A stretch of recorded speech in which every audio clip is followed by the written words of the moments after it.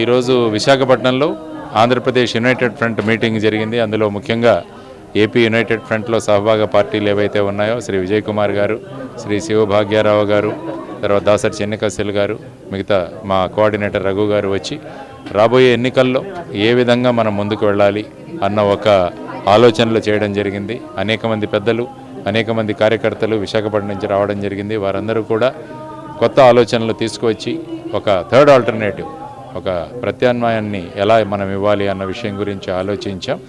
ఇవన్నీ తీసుకుంటూ రాబోయే కాలంలో ప్రజల గొంతుకులు వినిపించేలాగా అసెంబ్లీలో కానీ పార్లమెంట్లో కృషి చేయాలని అందరూ నిర్ణయించారు.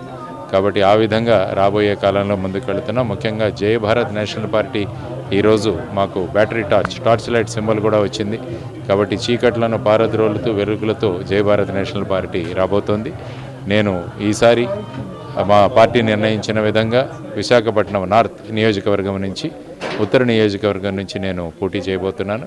కాబట్టి ప్రజలందరూ కూడా సహకరిస్తారని, ప్రజా గొంతును వినిపించడానికి నాకు అవకాశం కల్పిస్తారని మనస్ఫూర్తిగా కోరుకుంటున్నాను. ధన్యవాదాలు. నమస్కారం.